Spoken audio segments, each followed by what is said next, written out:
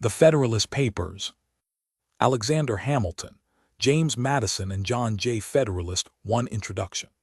By Alexander Hamilton, after an unequivocal experience of the inefficiency of the subsisting federal government, you are called upon to deliberate on a new constitution for the United States of America. The subject speaks its own importance, comprehending in its consequences nothing less than the existence of the Union, the safety and welfare of the parts of which it is composed, the fate of an empire in many respects the most interesting in the world.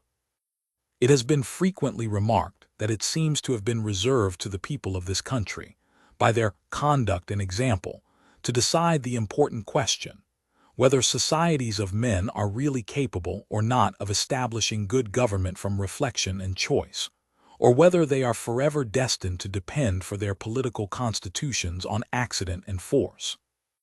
If there be any truth in the remark, the crisis at which we are arrived may with propriety be regarded as the era in which that decision is to be made, and a wrong election of the part we shall act may, in this view, deserve to be considered as the general misfortune of mankind. This idea will add the inducements of philanthropy to those of patriotism, to heighten the solicitude which all considerate and good men must feel for the event.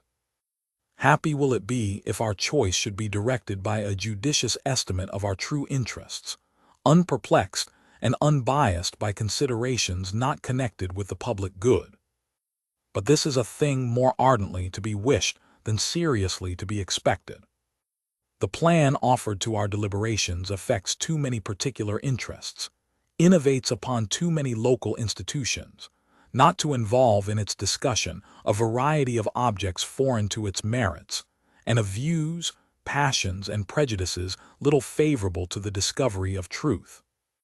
Among the most formidable of the obstacles which the new Constitution will have to encounter may readily be distinguished the obvious interest of a certain class of men in every state to resist all changes which may hazard a diminution of the power, emolument, and consequence of the offices they hold under the state establishments, and the perverted ambition of another class of men, who will either hope to aggrandize themselves by the confusions of their country, or will flatter themselves with fairer prospects of elevation from the subdivision of the empire into several partial confederacies, than from its union under one government.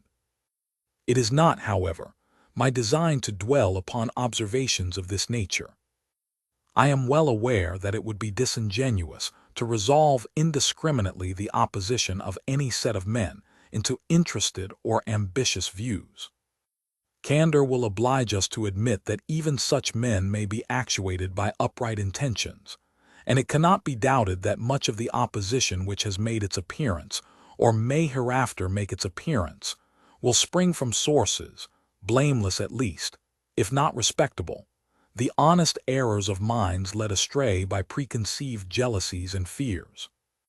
So numerous indeed and so powerful are the causes which serve to give a false bias to the judgment, that we, upon many occasions, see wise and good men on the wrong as well as on the right side of questions of the first magnitude to society. This circumstance, if duly attended to, would furnish a lesson of moderation to those who are ever so much persuaded of their being in the right in any controversy. And a further reason for caution, in this respect, might be drawn from the reflection that we are not always sure that those who advocate the truth are influenced by purer principles than their antagonists. Ambition, avarice, personal animosity, party opposition, and many other motives not more laudable than these, are apt to operate as well upon those who support as those who oppose the right side of a question. Were there not even inducements to moderation, nothing could be more ill-judged than that intolerant spirit which has, at all times, characterized political parties. For in politics as in religion, it is equally absurd to aim at making proselytes by fire and sword. Heresies in either can rarely be cured by persecution. And yet, however just these sentiments will be allowed to be, we have already sufficient indications that it will happen in this as in all former cases of great national discussion. A torrent of angry and malignant passions will be let loose. To judge from the conduct of the opposite parties, we shall be led to conclude that they will mutually hope to evince the justness of their opinions, and to increase the number of their converts by the loudness of their declamations and the bitterness of their invectives. An enlightened zeal for the energy and efficiency of government will be stigmatized as the offspring of a temper fond of despotic power and hostile to the principles of liberty. An over-scrupulous jealousy of danger to the rights of the people, which is more commonly the fault of the head than of the heart, will be represented as mere pretense and artifice, the stale bait for popularity at the expense of the public good. It will be forgotten, on the one hand, that jealousy is the usual concomitant of love, and that the noble enthusiasm of liberty is apt to be infected with a spirit of narrow and illiberal distrust.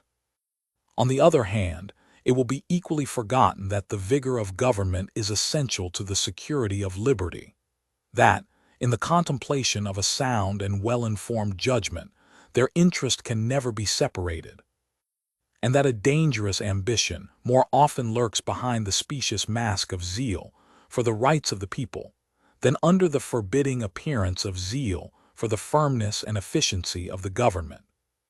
History will teach us that the former has been found a much more certain road to the introduction of despotism than the latter, and that of those men who have overturned the liberties of republics, the greatest number have begun their career by paying an obsequious court to the people, commencing demagogues and ending tyrants.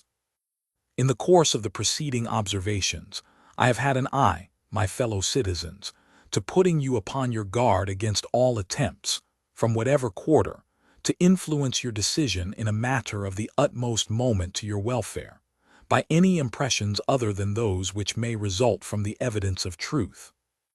You will, no doubt, at the same time, have collected from the general scope of them, that they proceed from a source not unfriendly to the new Constitution.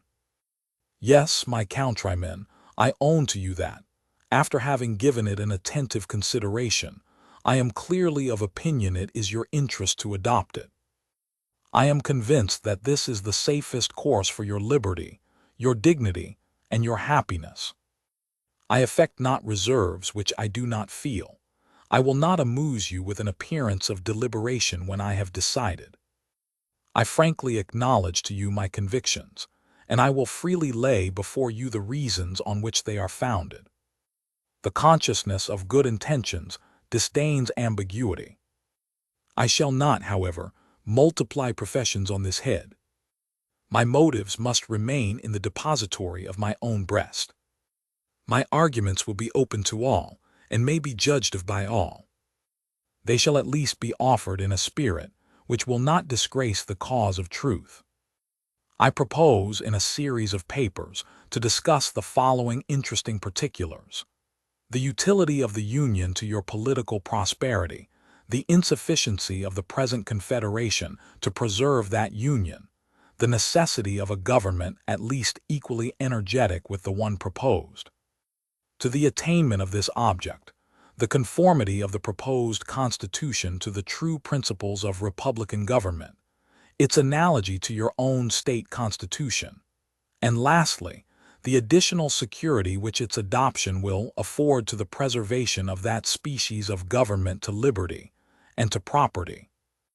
In the progress of this discussion, I shall endeavor to give a satisfactory answer to all the objections which shall have made their appearance, that may seem to have any claim to your attention.